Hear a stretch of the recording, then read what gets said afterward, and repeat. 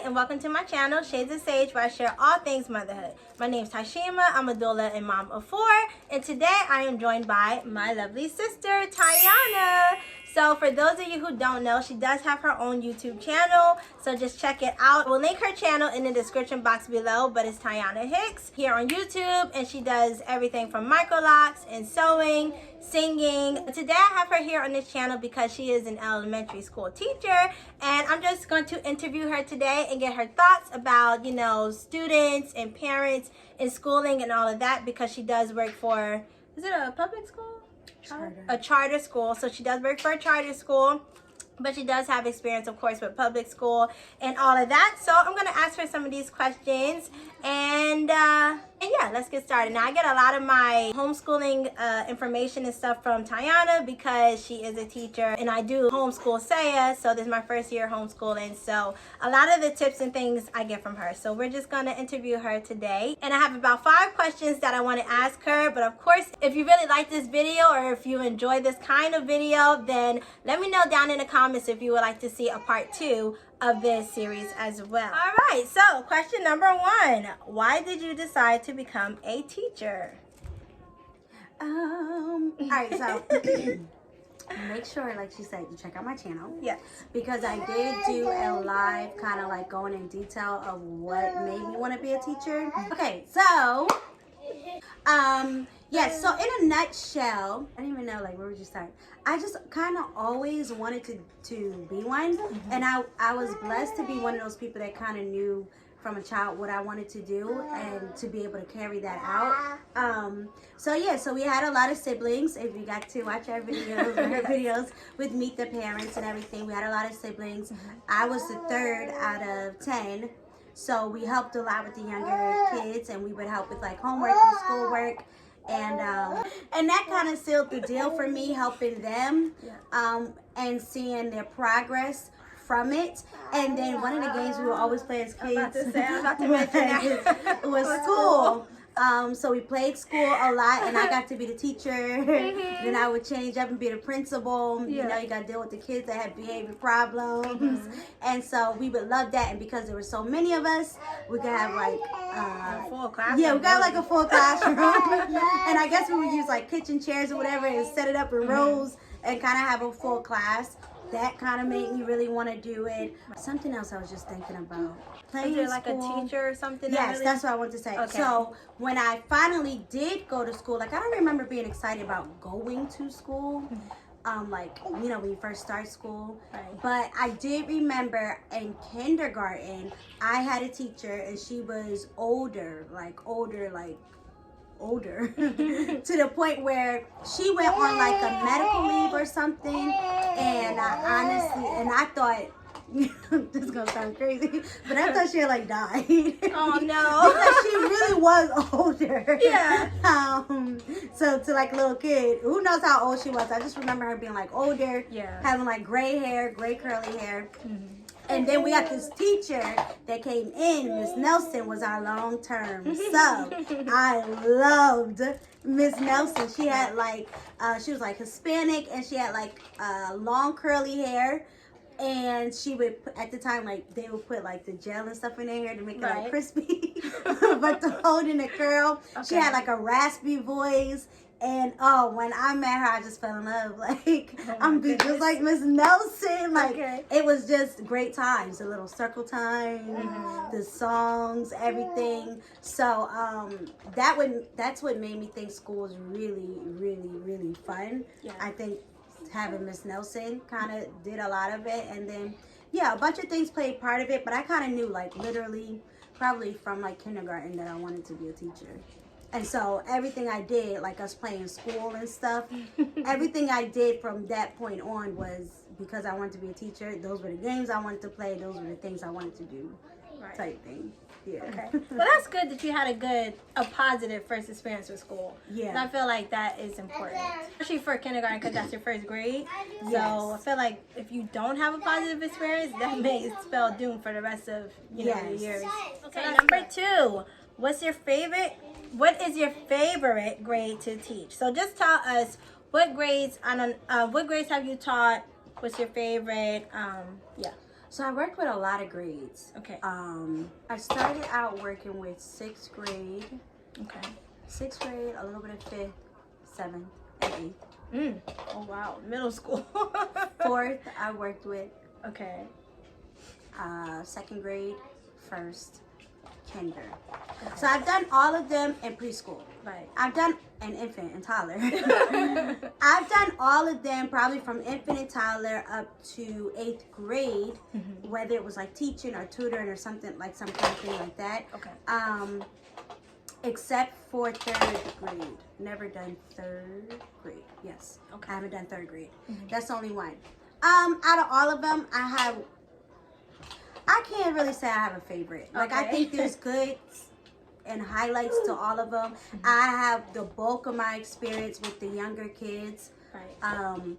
So I can say what I like about the younger ones. Now, I like preschool. I just feel like, unfortunately, in our day and time, they have cut back on what preschoolers learn. Okay. So it became very much learn by play, which to me is like play. And I don't really care for that shift, because when I did work there, I would have to like sneak in when I'm teaching. Right. Hey, y'all gonna learn this today. Kinder, I really like kinder because and this is not a good thing, because again, I feel like more should be done in preschool. It's a whole nother a whole nother topic. But kinder, they come in blank. They come in not knowing anything. Okay. So what's really nice is that by the end of the year, you can see whatever they know, you know that you put that into them. Right. So that's really exciting. And then 1st grade, I really like because they learn so much. Okay. So when your child, if your child is not in 1st grade yet, when your child is in 1st grade, that is probably one of the biggest, most important years of their school journey. Okay. They learn so much, and I think it's not just like we want them to learn so much. I think they really change a lot within that year. Okay. So they learn so much, but they also change. It's like once you get to maybe like February, March, it's like a whole new kid. It's like a whole new kid, and their mind just gets it. Like everything you've been teaching them up to that point, it just all starts clicking for them. Yeah. So then you keep pushing forward. So they learn a lot in 1st grade, so I really like all that you get to teach in 1st grade.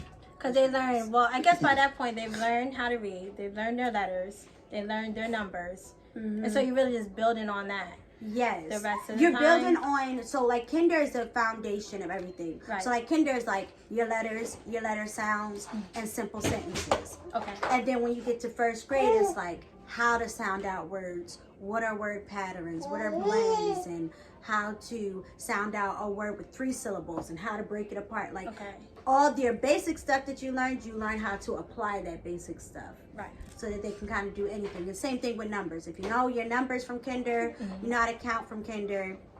In 1st grade, you put those numbers together. You see how there's 10s and 1s. Okay. And you see how to add. You see how to add 3 numbers. Like you know how to, you're learning to play with the numbers now. So, yeah. That is a lot. It's a lot. It really is a lot. So 1st graders, they learn a lot. They need a lot of support. Okay. But by the end, you feel so accomplished. Like, wow, remember, you only knew the basics, and now you can do anything you want. And what I do like about 1st grade is if it's done correctly, and the child is really excelling the way they should, they pretty much can tackle any math problem you kind of give to them, and they can read just about anything. Things they've never read before, because they learned those skills to read those new words. Right. Yeah. Okay. That's nice. So you really don't have a favorite then? I don't have a favorite. Okay. I think there's nice stuff about all of them. So I don't have a favorite. I just prefer to work with the younger kids. Okay. Okay. All right. Number 3 then. What makes a good student? I know. I know this one's kind of like a loaded one. This one is heavy. Yeah. Because, like we were saying, like you different videos. This one's heavy because a good learner. Okay. Is that what you said? A good student, but Whatever that means to you, like would be a good learner. Okay. A good learner. So the person who doesn't have to know everything but knows how to get that information. Okay. That's a good student. So a good student or a good learner is part the student responsibility and part the parent responsibility. Okay. Especially in the younger years. In the older years, it's a little more up to the student, but in the younger years, it's the parent's responsibility. So one of the things that's really, really important is just knowing how to sit quietly and take information in that somebody's teaching you. Okay. And I think we use this term a lot with kids, pay attention, but that kind of has to be taught to many. Like, what do I mean when I tell you to pay attention? I mean, you got to be able to sit, watch what I'm doing, think about what I'm doing, and understand what I'm doing. And you can't do that if you don't know how to sit still. You can't do it. You can't do it if you don't know how to sit still. You can't do it if you don't have language skills. Like, I really commend parents like you. If Sister Tiffany watches this, her daughters, like parents who really talk to their kids at an early age, because they need that vocabulary. Because what's the point of me talking to you and trying to get you to understand something if you're not even understanding my words? Like, so even, you know, your infants, when you have your babies and you're talking to them like they understand everything, that's needed, because learning comes from language. So if they don't have strong language skills, they don't know what you're talking about. They really don't. They don't know what you're talking about. If you don't have conversations with them, give them pauses where they can ask questions, where that baby can talk back to you, make random noises. Like, they need that. So I would say the biggest thing, probably the biggest thing really, is to sit and pay attention. And this is where I get frustrated with the preschool curriculum, because they are not taught anymore to sit and pay attention. So I've been in preschool settings or watched people in preschool and seen a teacher read a book and all the kids is up. So then when they get to kinder and they get to first grade and I'm reading a book, they don't know how to sit still and grasp the information from it, because you don't know how to sit still and learn. And then I have kids too that sit still, but their language isn't there. So they're sitting still, but they're somewhere else. They're somewhere completely somewhere else. So being able to sit still and pay attention is a really, really good thing. Is really important. Self-control is important. That's another thing that really the students that I see struggle, self-control. Like, they need to know how to regulate their emotions, how to control those emotions when you get frustrated, because learning, you get frustrated. Almost everybody gets frustrated learning something because you don't get it, and now you got to figure out, all right, calm down and get it and understand. So if your child gets too angry, then that's something you got to work on. If your child takes it to heart that they're not getting it and they break down and start crying, you got to work on that, because how are they going to learn if they in school crying every time something gets hard, every time something gets difficult, or every time they mad, now they can't even focus anymore, and the teacher got to try to bring them back in. So their emotions, their self-control, and sitting still probably is the biggest thing. And then as far as parents go, I think, I don't know, did you add the other question I said? I gave her like 2 questions, so I wasn't allowed to look at the questions. It might be on here on the bottom. All right, if it's not on the bottom, then we'll have to go back to it, because the other part is the parent's responsibility. Okay, so then it's hard to be a good student without your parents behind it. So number 4. Oh, okay. So now this is the next one. How can parents help facilitate learning at home? How can parents facilitate learning at home? How can they help? No, because I'm biting my tongue, because that's why I said this probably gonna be like a part 2 and maybe a part 3. Because you know, and I'm a little, we just took unit tests today, So now I'm worked up. Facilitate, like, I'm trying not to be smart, because I think some parents genuinely don't know. But any part of you participating in your child's learning will help. And I think the biggest thing that parents don't understand is that, just lost my thought, but the biggest thing that parents don't understand is that school is not enough. It's just not. It really is not. Unless you have a child that is, no, it's not. I was going to say, unless you have a child that's like far above, even then, if you have a child that's far above and you never work with them at home, then eventually them being far above, they're going to start to match back up with everybody else. Okay. Because if they are far above, then that means there's other things, more advanced things they need to learn. Right. And they might not get the time in school, because in school you have 20 kids or more. Right. You have so many kids, so you try to meet the needs, but the honest truth is when you prioritize those needs, it is the lowest kids that you're worried about, and it's also the middle kids that's right on grade level. So sometimes the higher kids do not get as much attention, not because we don't care, but because if the whole lesson is on adding within 20, and you know how to add within 20, then when I do extra work, I'm going to work with those kids that first off don't even know their numbers to 20. You can't even do it because you don't know it. So now I got to work on you with your numbers to 20. And then I'm going to work with the kids that's right in the middle who will know how to add within 20 if I work with them. Because that's the whole point of the lesson. Right. But then the kids who already know, those high ones, they might not be able to get as much work in because you already knew it.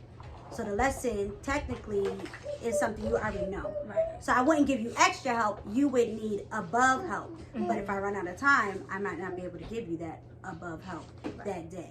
Okay. You know, so they get less of the extra time. So even those kids need their parents. Yeah. Because then you as a parent have to look at some of the stuff they're bringing home and being like, you just banging this out.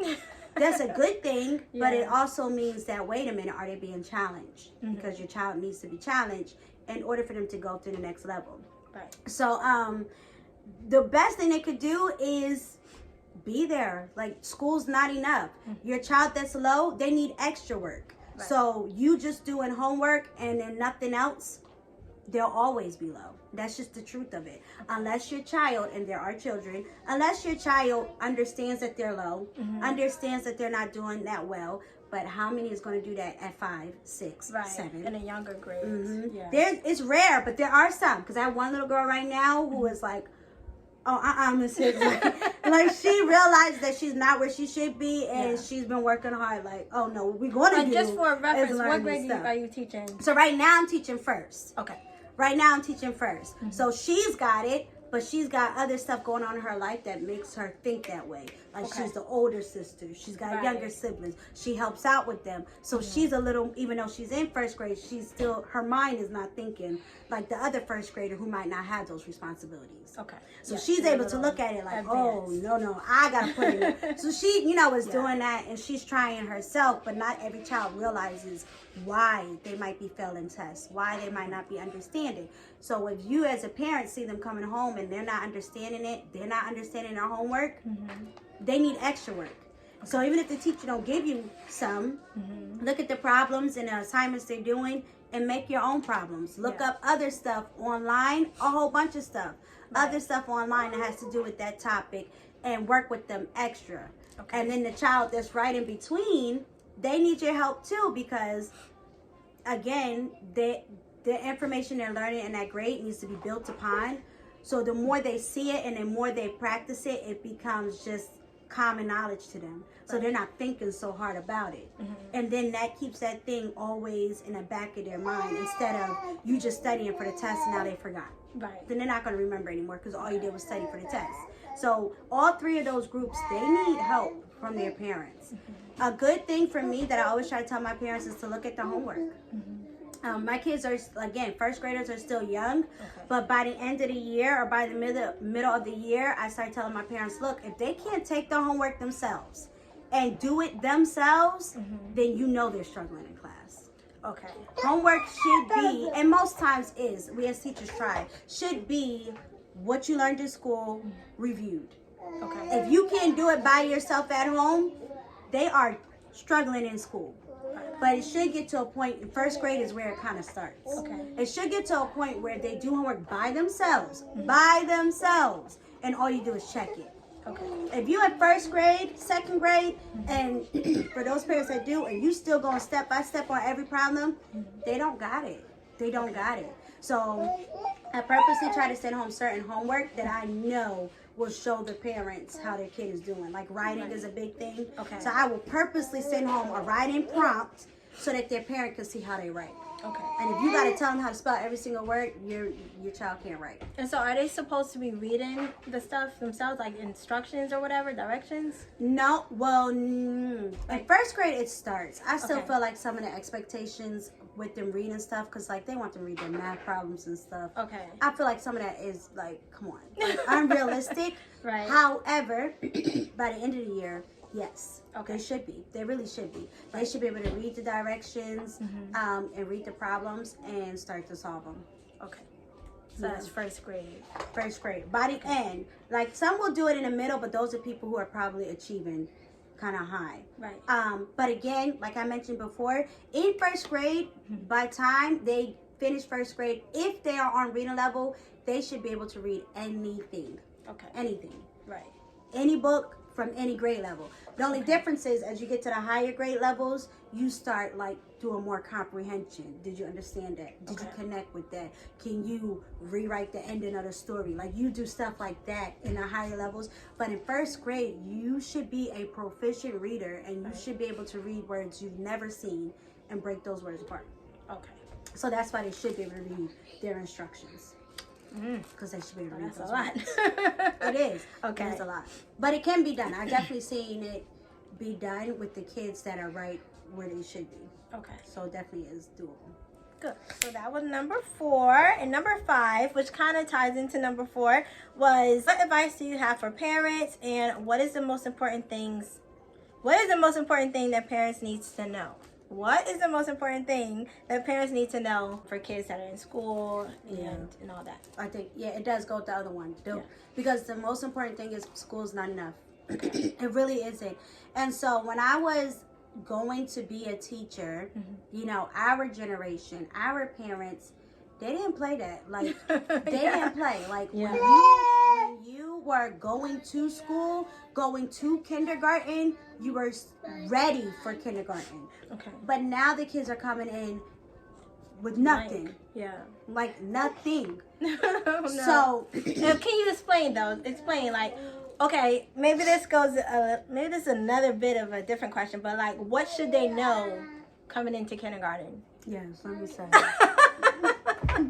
Let me say, because I talk about this stuff all the time. Yeah, me and her talk about it. You so know, that's because certain stuff just, if it is something you're passionate about, like I'm sure you could talk about food, motherhood, breastfeeding, people being told that their milk supply is too low, just use formula, stuff like that just gets you heated. Just gets under your skin. Just like, and again, you're not mad at the moms. You're mad at the people that should have told them better. Right. So I'm not mad at the parents. I'm mad at some of the people that should have told them better. Whether it was their own parent or whether it was the teacher. And again, this is where preschool drops the ball. Okay. So in kindergarten, you should come to me in kindergarten knowing you should know your first and last name. You should know how to write your first and last name. And when we went to school, you had to know your first. I don't remember about last, like specifically, but I'm pretty sure it was there. First and last name, how to write it, your address, your phone number, your numbers at least up to 10 to know what they are, how to count up to 10, no mistakes, to know what they are. Even being able to look at 3 cubes and say, oh, that's 3. Okay. I still have kids that will look at 3 cubes and be like, 1, 2, 3. Like, you said what? And it's so frustrating because your eyes should see 3 and know it's 3. Coming in preschool, like, oh, that's 3. Little stuff like that, but that's your base knowledge. And so, what else should you know from kinder? So you should know your numbers to 10. You should be able to recognize if you see at least up to 5 objects, what they are, your first and last name, your address, your phone number, your letters, and your sounds. Okay. So people are coming to kindergarten now without that. They don't know any of it. And the problem is, one, if you sent your baby to preschool, what were they doing? Because we have some I could get kids from preschool that's been in preschool for 2 years, because if you put them in early, you'll do preschool for 2 years. Right. Okay. What were you doing? Because preschool and daycare are not the same thing. Right. Daycare is, I'm babysitting you because your mom, dad is at work. Right. Preschool is before school, pre-school. Let's get you ready for school. And if I'm not mistaken, that's what preschool was all about. Preschool was made for the lower income families whose parents had to work, needed someone to watch their kid, but also needed their kid to have some kind of educational foundation.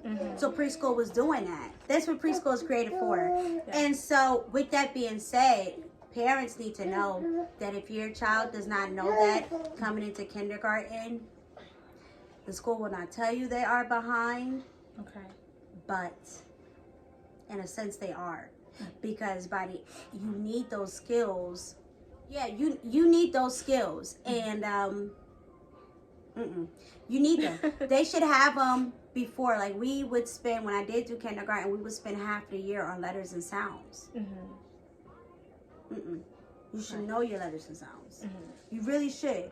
You should know your letters and sounds. So as a parent, if you have a child that has not entered into school yet, those are the things they need. They need to know, like those 5 or 6 things. Because if you can give them that, they have such a good foundation to where, first off, they had to learn it. Right. So first off, you have already trained their mind to start learning.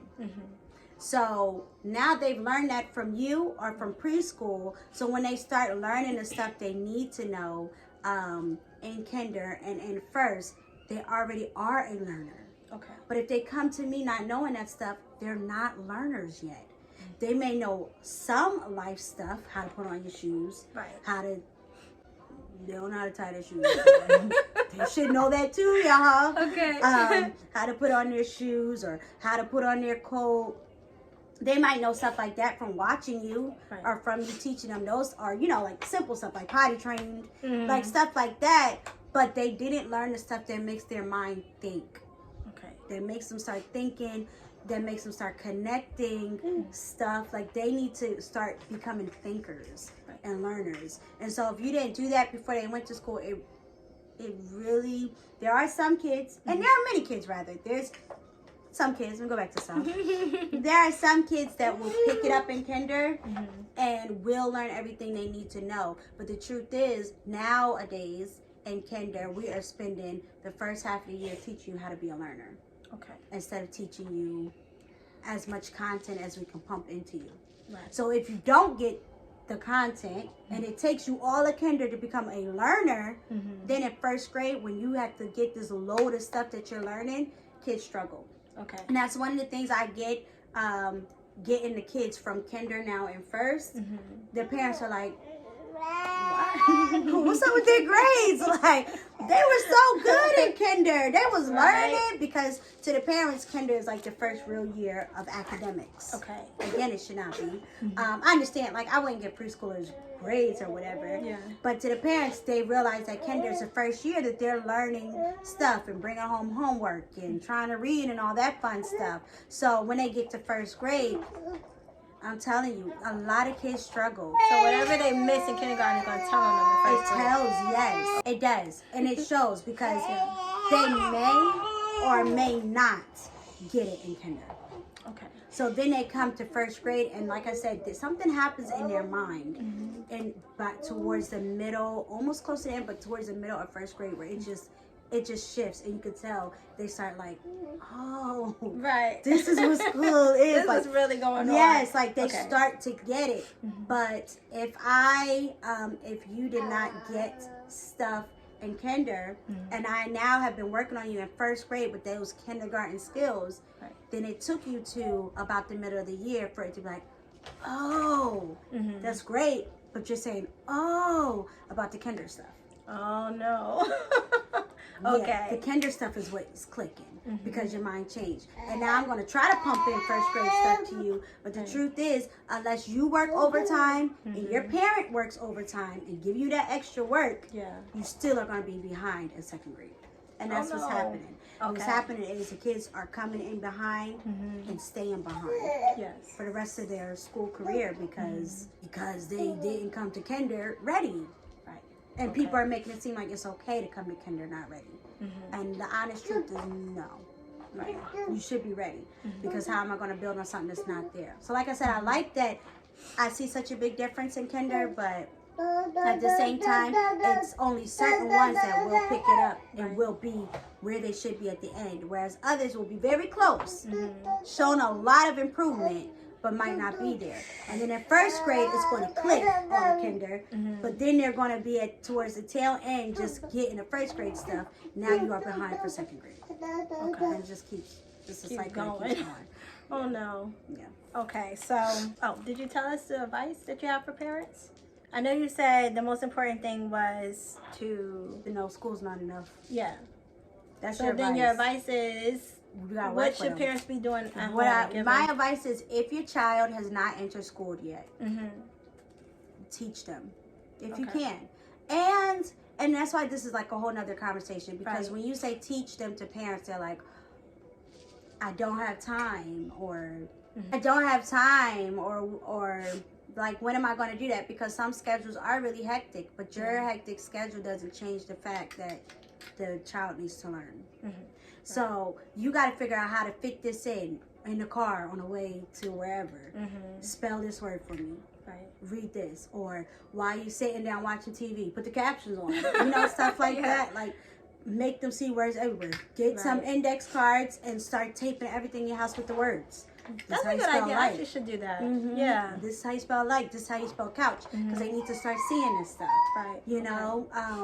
Simple stuff like when you get snacks. If you're going to get these snacks, but you can only have 5 of them. Count out your 5. No, you didn't get 5.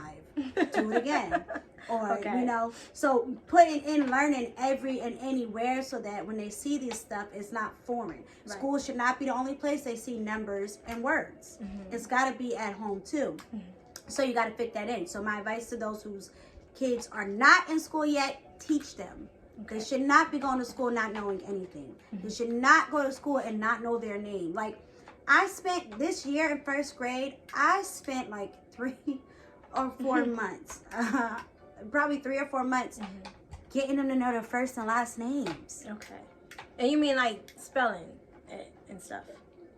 Or you mean all of it. All of it. Right. Writing it, spelling it, knowing it. Okay. And I still would get kids because I'm old school. Right? So I still can get kids from other classes in first grade. And I'd be like, so what's your name? They can barely tell you it right? Because it's still young, like you still can't always understand. Yeah. Spell your name then. Okay, fine, spell it so I can write it. It started with a J. Oh no. I'm gonna beat you up. I will be beating you up after class. Meet me outside. Alright, what's your last name? I don't know. Or again, it started with a J, but what is it? I don't know. Who's gonna pick you up today? My mom. What's your mom's name? I don't know. But that stuff like that. So that whole conversation, right? Say I have a kid who comes into my classroom and he has to spend the day in there. Okay. And he also has to leave from there too. Right. I need to know his first and last name for safety reasons. I need to know who's picking him up and what's that person's name for safety reasons. And now we just had this whole conversation of what's your name, how do you spell it? Because I can't understand what you're saying or whatever. How do you spell it? You don't know. What's your last name? You don't know. Who's picking you up? You half know. What's their name? You don't know. Right. That whole thing took about 5-6 minutes. That's 5 or 6 minutes away from learning. Okay. So little stuff like that is taken away from learning, which frustrates you again. Me having to teach my kids your first name, your last name. Yes, it's something they should know, but I could have also spent more time on how to add quickly. Okay. But instead, I'm telling you that, wait a minute, you cannot write your first name and last name together. It's got to be a space so nobody knows what you're talking about. I still say this all the time. It drives me crazy. It's got to be a space, or what the date is, because they're still learning that in first grade. What the date is, how to write it, but you can't tag the date onto your last name. Your last name is not part of the date. Like little stuff like that are conversations you have to have, because if you overlook it, they will continue it and it's dead wrong. And they don't know, but that takes away time from the curriculum that you should be teaching. Yes. Okay. But I still spend time on it because it's important. You should know your name. You should understand that no, you can't write your name with the date. You need to know that you got to have spaces between your words. Like, stuff like that takes time, but some of that stuff could have been taught to you earlier. And then I wouldn't have taken time from curriculum to teach it when you already need to know stuff about the curriculum. Right. So that's frustrating. Okay. But then for the kids that are in school, if your child is in school, and it does not matter what grade, even up to college, it doesn't matter what grade. And now in college, you probably don't have to teach them stuff. Right. But it doesn't matter up to what grade. They need your help. You need to know what their homework is, what they're learning, are they understanding it, what their test looks like. Because something that also really bothers me is children bringing home failed tests and the parents never saying nothing about it. Okay. Like, never, ever. And then I have to sign them, or they do. Back in the day, you had to sign them. I do make mine sign it. Okay. But sometimes the very kids that are failing, their parents are not seeing it or whatever, and it doesn't come back to me. Oh, okay. So even though it's a thing on there that says sign it, right? It never got returned. Okay. So you're bringing it home, or you're bringing home report cards that's not good, and yet I can't get in contact with you as a parent, or you're not worried. You're not getting in contact with me. Yeah. Your baby is I would not. be like, wait, whoa, they're not making sense or something, you know. You know, and you do have some parents that's, like I said, be like, wait a minute, they was doing good in kinder. What's going on up in here? And I gotta explain to them, like, wait a minute, this is not kinder. They gotta sit for longer. They gotta apply more stuff. They're learning more stuff. So yeah, even like in high school and stuff, you gotta be on it as a parent. You need to know everything that's going. Like, you need to know what they're learning, and you need to know, are they getting it? If they're failing, then something's got to be done. Something has to be done. Let me also say this. Because I used to do tutoring. I don't do it as much anymore because I've been doing the hair. Right. But I used to do tutoring, and back in the day again, you know, we had, now this is a harsh pill to swallow, but we had special education classes where they would take the 10 kids out of the grade level who seemed to be really low, put them all in a class together, but they would get a bunch of support. They have a bunch of teachers, they get a bunch of support, and things are broken down to them so that they can understand. The parents today get offended when special education is mentioned to your child. We don't have special education classes as much anymore. Oh no. At the same time, just because you are offended by your child being told that they need special education does not change the fact that they need modified assignments. They do. And sometimes being in a general class is just moving too fast, and it's not that they can't get it, it's just they need the opportunity to get it, and they will get that with special education classes. And so that's another thing too, is that if your child is failing and they're constantly failing, and you know that you're putting in all the effort, the teacher's putting in all the effort, the child is putting in all the effort, and things still is not adding up, then let's look deeper. And don't be offended if they say two things. Don't be offended by repeating. Repeating a grade. We don't do that anymore. We look down on that. But it still could be necessary. And don't be offended by your child is being recommended to see if they need any kind of special services. Now again, this goes to the higher parents, because special services could be because your child is super smart. So, I remember when I was in school, we went to enrichment classes. So they took a certain percent of us that were performing higher and put us in a class together. See, that's okay. Nobody is upset about that. But that's done so that the kids that are higher are not in class bored the whole time. Yes. But the same thing needs to be done for the kids that are lower. If they're not getting it, okay, so what are we going to do? Because us looking over the problem and not wanting to acknowledge that there is a problem doesn't change the fact that there is a problem. And eventually it does a disservice to the kids. And again, they stay behind. And even though it's a harsh thing and no parent wants to hear that your child needs special education and stuff, The truth is that many kids can get services and then start to excel. Right. But if your child does not get services, then what does their future really look like? Right. What does you denying that they need special help or extra help, what does their future look like? Okay. How are they going to get that job they want?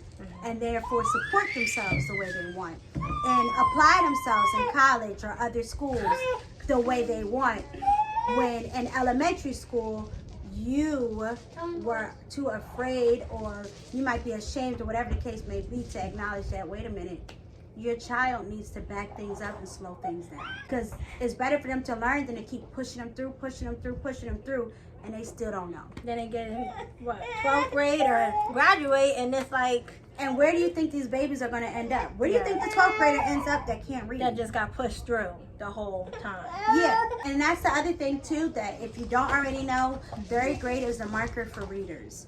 If your child cannot read in 3rd grade, by 3rd they grade, say that they will never be able to. That they will always be a struggling reader. And what age is that? What age? 3rd grade, I don't know. So 1st grade they turn 7, 2nd they turn 8, 3rd is 9. Okay. I did that right, yeah. So if they can't read by then, they're still struggling, they're still reading choppy, or they can't sound out an unfamiliar word by 3rd grade, something happens to where they will always be struggling. Not saying it can't be done, Right. but the statistics show that they will always be struggling. Okay. So if your child is in 3rd grade not reading, and this is why, again, I get frustrated, because I could think of one little girl off the top of my head, broke my heart, because I had her in kinder, and then I happened to tutor her again in 3rd grade. She was still reading like she read in kinder. Oh no. Now she came to me late, Okay. towards like the middle or end of the year, but she made it through 1st grade, 2nd grade, 3rd grade. I was helping her at the end of 3rd grade. Okay. In May and June.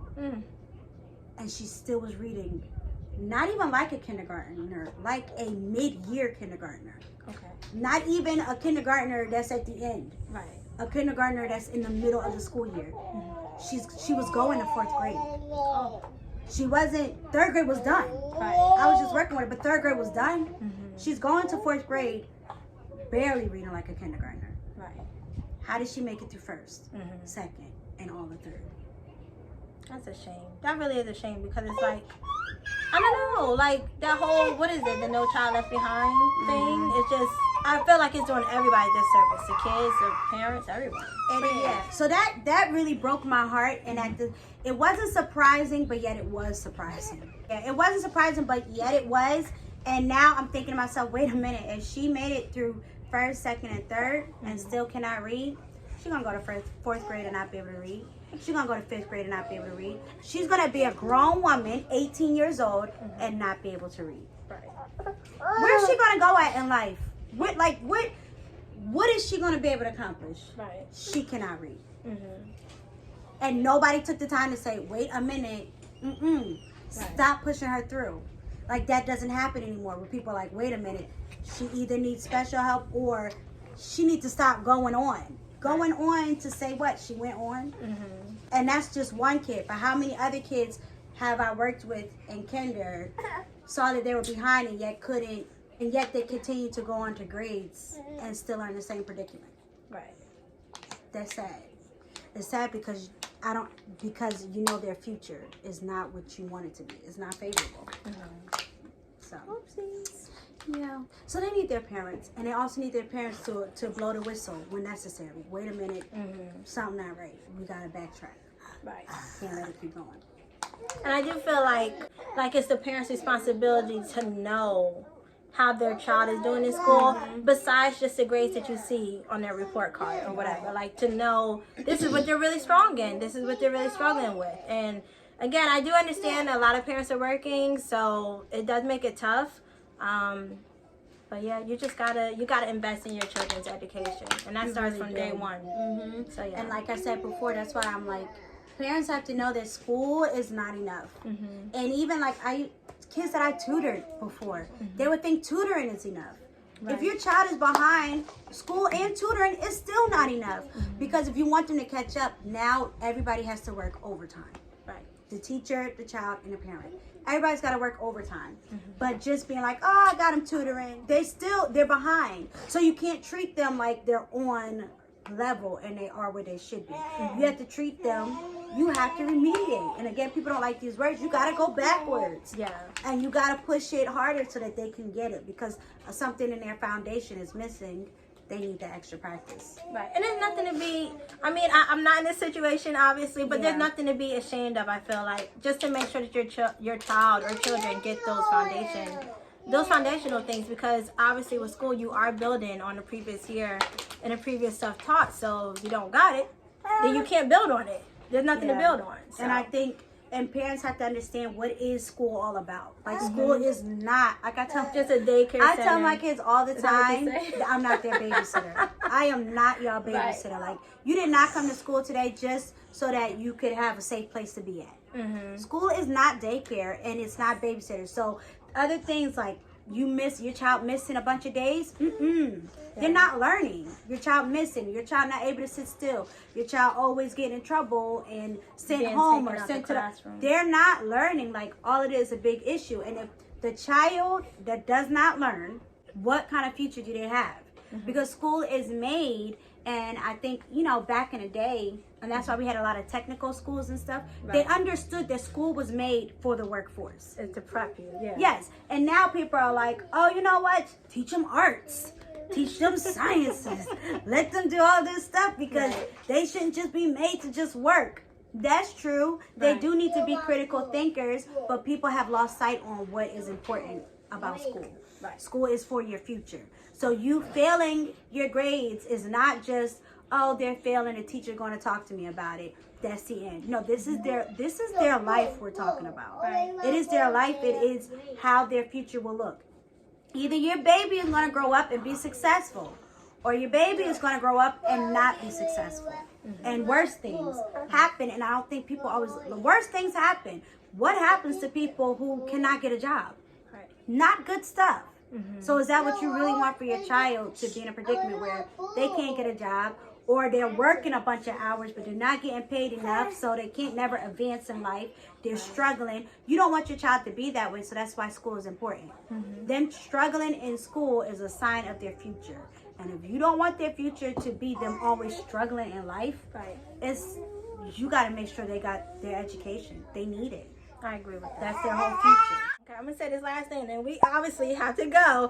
So I just want to say, I remember growing up when we were in school, our parents always told us that's our job. That was our job. So you don't bring home no bad grades, and you know what I mean? Like, you do your homework, you do your tests, you do your quizzes, you do your assignments, you turn them all in, because that's your job, and that prepares you, like she said, pretty much for everything in life, like, because your parents aren't always going to be there to hold your hand, so the student does have some responsibility, Of course, the older they get, more responsibilities on the individual, but yeah, that was our job, so we had to take that seriously, and I know me and Tiana, we both did. Now, Tiana's my best friend, if y'all don't know that, but we were very, very studious, very independent, and she was always my competition. So if she got an A, I'm going to try to get an A+. If she got a, 90, I'm going to try to get 100. So we always really pushed each other that way. So yeah, so that was good that we always just really had each other to, like, motivate us to, take school seriously, in which we really did. We try to be, good examples to our siblings and everything. So I think that's all for this video, because I know it is quite lengthy. And like we said, we really can talk about this stuff all day. So we definitely going to do a part 2. So let me know if you have any questions, any specific questions you would like to ask Tiana about schooling and all that stuff. Again, I'm homeschooling Saya, and there's a couple of reasons. Maybe a lot of reasons why I chose the homeschooling path. So let me know if you would like to know, the reasons why with that. And yeah, any parting words, any other things? We're going to do a part 2, so. There's so much. I think honestly, that probably my biggest thing is that your kids need you. Yeah. And unfortunately, and let me say this, because I'm not saying this for every parent. Okay. But I can say that the children that do the best are the ones whose parents are present in their education. Like, they're on it. Why did they, even when they be, as a teacher, you be like, all right now, back up. Right. But even the ones that's like, wait a minute, why they got a 98 instead of 100. But that little thing lets you know that they're paying attention. But the kids whose parents don't pay attention, it shows. And I can't really think of, I probably can think of maybe like 5 or so kids whose parents did not pay attention. And they still excel. They still excel because these happen to be kids that were super high. Okay. And because they were so high, they were able to, in the lower grades that is, they were still able to do good, even though they may have had bad attendance or no parent contact, whatever. But that's because these kids were super high themselves. However, that doesn't mean that once they got to 5th grade and 6th grade, that they still were super high. Yeah. Because the higher you get, there's information that doesn't just come to you. Yes. You have to really work on it. Yeah, that definitely happened to me. Yeah, so in the younger grades, yeah, they were super high, but then they start to balance back out. Okay. So, again, it doesn't matter, you know, what grade your child is in. The children that I've seen do the best are parents who are there. They know what's going on. They know what their child is learning. If you don't understand, you're talking to your teacher. You're getting the information from them. But they need you. And again, schedules are hectic, unfortunately. And life can be all over the place. But I want to say something that our parents always told us, and many parents probably tell their kids, is I want you to have a better life than I had. And that always stuck with me. But when parents have that mindset, it helps your child, because you have to look at, how was your school experience? Did you apply yourself? Were your parents there? And how did it affect you? Whatever your parents did do or whatever they did not do. And in turn, then, how can you do better for your children? Because again, school is a signal. It is letting you know what their future is going to be. So if they're doing great in school, they have a promising future. If they're not doing great in school, your child will be struggling in life, and nobody wants their child to be struggling as an adult. So I think that's the biggest thing. Just babies, they need you. And when I say babies, I mean the 16-year-olds too. Yes. And the 11-year-olds, they need you. They cannot be successful in school without their parents. And if they are successful, that's like an outlier. Like, that's like God just really looking out for them. But most kids cannot be successful without their parent. They just can't. They can't do it. They need their parents. Even to teach them what it means for them to be successful, for them to put in the work of being successful. Okay, so that's all for this video. We definitely have given you an earful, or Tayana has given you an earful. So, parents out there, if you have students, let me know in the comments, how do you go about schooling, you know, public schooling, if you're doing that? What is your take on, you know, the parent and teacher relationship, and, you know, how your student is learning, or any issues that you have run into, and maybe some ways that you resolved it. Like, I love talking about this, because, like, even though I'm homeschooling, I love hearing anything that will help me with Saya and, you know, Matthias when he starts going to school, and all the kids. Because I think education definitely is important. Like, it's one of my top things for my kids, and yeah, it's really important. So let's wrap this up and say thank you for coming on here and doing this with me. I definitely love, you know, all things education, and just how to really do our best to raise successful children into adults. So yeah. So I hope that you enjoyed this video. Again, leave any comments below for other video topic ideas you would like to see from Tayana. And again, check out her channel. She does have some teaching tips on there for parents and for children as well. So check that out over on her channel. Thank you for watching today, and I will see you in my next video.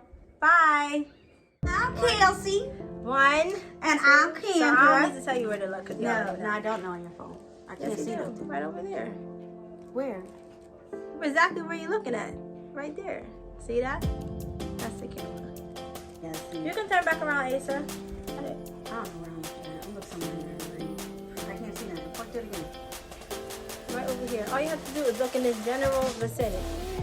All right, we got 30 minutes. No more longer than that, because I'm not doing this. Okay. One, two. Ready? Me too. I'm not ready. Okay, one. Okay, right. 1, 2, 3. Wash out.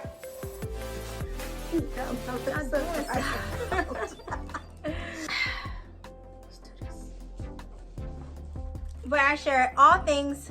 Where stop. So No, that absolutely cannot happen.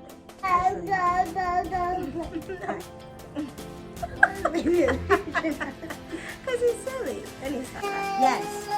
Asa. Asa. Shh. Asa.